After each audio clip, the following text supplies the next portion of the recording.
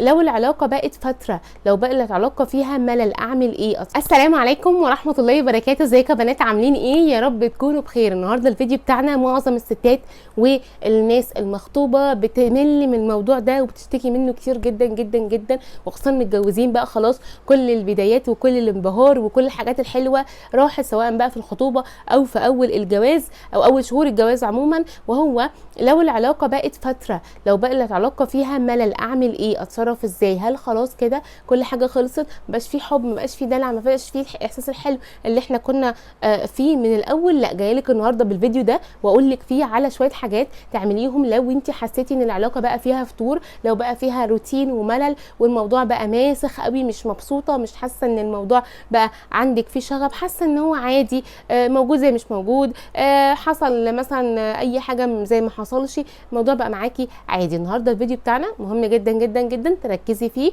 واهم حاجه يكون عندك القابليه انك تعملي كل الحاجات اللي انا هقول لك عليها في الفيديو دي. فلو انت مهتمه معايا بالفيديو كملي معايا الفيديو. اول حاجه خالص هنبدا بيها الكلام، لو انت حاسه ان علاقتك مع جوزك او مع خطيبك بقى فيها ملل، بقى فيها روتين، بقى الموضوع فيها عادي جدا وما فيهوش اي تجديد او اي شغف، اول حاجه لازم تعمليها وانك تعترفي بالمشكله. لازم ان انت عشان لو عندك مشكله، عندك تعبانه، عندك مرض، عندك اي حاجه بعد الشر، لازم تعترفي ان انت تعبانه، لازم تعترفي ان في مشكله. بدل انت عرفتي ان في مشكله فده نص العلاج. طول ما انا بقاوح لا انا مش تعبانه، لا انا ما عنديش مشكله، لا مش عارفه ايه، لا هتلاقي علاج ولا المشكله هتتحل، بالعكس ده الموضوع هيزيد. لو انا مثلا حاسه ان انا جسمي مكسر، دماغي مصدعه، يا بنتي تعالي نكشف، لا انا مش تعبانه، يا بنتي تعالي نكشف، لا انا مش تعبانه، فجاه مره واحده يا جماعه انا عندي حمى، يا جماعه انا عندي تسمم مثلا، عندي مشكله. ليه؟ انا ما اعترفتش من الاول ان انا عندي مشكله او ان انا تعبانه اصلا، فبالتالي انا ما رحتش كشفت، فبالتالي الموضوع زاد، فبالتالي ما فيش علاج، فبالتالي الموضوع ما عرفناش نحله في وقتها، والله اعلم يتحل ولا لا. فانت اول حاجه لازم تعمليها انك تعترفي ان في مشكله. في مشكله، انا في ملل، في حاجه انا مش مبسوطه. بدل انت عرفتي كده يبقى انت هتدوري بنفسك على الحل.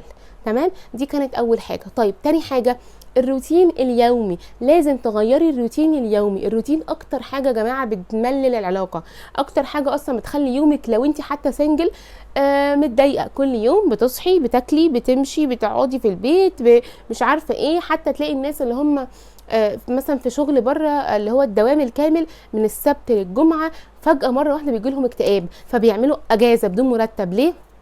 الموضوع بقى ضغط عليهم. كل يوم الصبح يصحوا يروحوا الشغل، يخلصوا شغلهم، يرجعوا يناموا، يصحوا تاني يوم يروحوا الشغل. ده اسمه روتين. فالروتين اكتر حاجه بتضر واكتر حاجه بتاذي. لازم تغيري، تجددي. صحيتي الصبح هتاكلي حاجه، تفطروا مع بعض، تعملي فطار جماعي انت وهو، هتعملي حاجه مختلفه، غيري في ديكور البيت. مش شرط تجيبي حاجات جديده، ولكن الكنبه دي لو بالعرض هاتيها بالطول، لو الطول هاتيها بالعرض. شيلي حاجه، حطي حاجه، هاتي حتى انتيكات بسيطه، هاتي فواحه جديده، خلي في ريحه حلوه في البيت.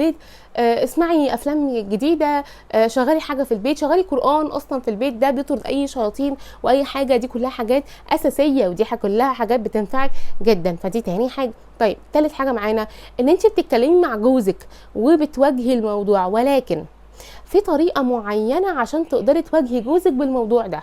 لان الراجل ما بيفكرش بقلبه، الراجل بيفكر بعقله، فاللي هو هيسمعه منك هو اللي هينفذه وهو اللي هيتعامل بيه. يعني ما تقوليش حياتي بقت معاك ممله، انا اصلا بقيت زهقانه معاك، ما فيش جديد معاك، مش عارفه ايه. دي كلها حاجات لا، انت هتقولي له ان انا حاسه ان الموضوع، انا حاسه ان انا علاقتي انا وانت بقت روتينيه شويه، ايه رايك نجدد فيها؟ ايه رايك نغير فيها؟ ايه رايك نعمل انشطه مختلفه كده انا وانت؟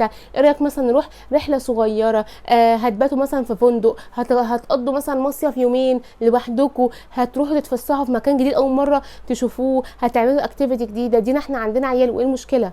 وايه المشكله؟ والله اعرف ناس ولادها متجوزه، والله بيروحوا هما الاثنين كده يقضوا كده يومين لوحدهم يستجموا. دول في عالم تاني، دول علاقتهم يا رب دايما العمر كله مع بعض، حاجه كده في منتهى الجمال. ولكن في راجل بيستوعب، في ست فاهمه. فطول ما في راجل بيستوعب في ست فاهمه، هما الاثنين بيقدروا يعملوا كابلز حتى لو عندهم 70 سنه. النقطه اللي بعد كده، ودي نقطه مهمه جدا، اعرفي لو هي مش موجوده طبيعي ان يكون في روتين وفي ملل. وهي ايه؟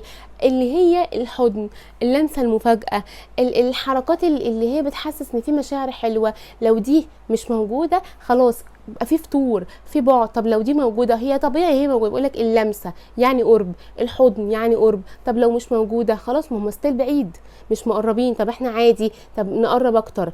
رجعي الحاجات دي. طيب الحاجه اللي بعد كده، ودي حاجه مهمه جدا جدا جدا جدا جدا، لو هي موجوده هتفرق معاكي.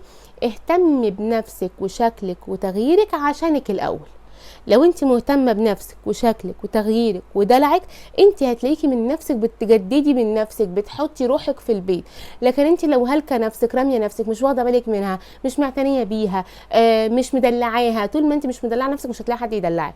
فحاسه في فتور ليه؟ ما انت مش لاقي حد يدلعك، ما هو انت مش واخده بالك من نفسك اصلا. تمام. فدي حاجه مهمه جدا جدا عشانك مش عشان حد، مبدئيا يعني. تمام. سواء بقى في شكلك، في شعرك، في ميك اب، في لبس، في خروج، في حاجه جديده هتعمليها يا جماعه. حتى ده لو في حتى حاجه معلومه بتعرفيها جديده، بيبقى بتفتحي باب حوار ما بينك وما بينه اصلا. فدي كلها حاجات خليني اقول لك ان العلاقه بدايتها بتبقى عند الراجل، يعني بتبقى هي الاساس عنده، ولكن التكمله عندك. هو بيحط البذره، انت بتسقي البذره، حصاد البذره والميه والحاجات دي كلها انت وهو.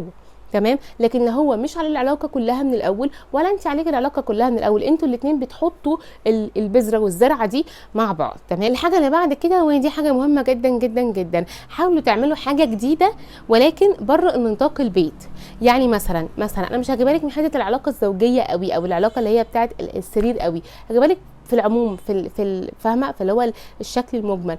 مثلا لو في رحله مثلا للفيوم، رحله مثلا لدهب، بتركبوا مثلا الباتش باجي، الحاجات دي كلها بتبقى حاجه مختلفه بتجربوها انتوا الاثنين مع بعض، ولكن بره اطار البيت، بره اطار المحيط بتاعكم، حاجه جديده بتغيروا جو. معنى ان انت بتغيري جو، خلاص فرق الموضوع معاكي جدا جدا جدا. دي ما بيحبش، دي تعالى نجرب، ايه المشكله؟ مش هتخسر حاجه، اهو حاجه جديده، او اسمنا عملنا حاجه جديده في حياتنا، او اسمنا احنا جربنا حاجه جديده. اخترعي، شوفي. لو طبعا ظروف شغله ودنيته وحالته ده، جهزي معاه من الاول، حددي معاه من الاول. بقول لك ايه، احنا النهارده او يوم الخميس مثلا نخرج انا وانت خروجه حلوه، ايه رايك؟ عندي ليك مفاجاه حلوه، عايزين نشوف نعمل حاجه كده يوم الخميس، حاول تاخد لي ساعه بدري عشان نلحق نبدا يومنا. طب هتعملي ايه؟ طب تعالى نقرر، طب تعالى نشوف. شاركيه، دخليه في وسط التفاصيل دي كلها، ما يبقاش مجرد ان هو حد بينفذ او بيسمع اوردر وبينفذ. تمام. بس كده حلوين. هذا كان فيديو النهارده، رب يكون الفيديو عجبكم. شوفي ايه اكتر حاجه بتفرق مع العلاقه في الفطور بتاعها، واكتبيه تحت في الكومنتات. ولو عندك حاجات جديده اكتبها لي تحت برده في الكومنتات. اقول لكم استودعكم الله، والسلام عليكم ورحمه الله وبركاته.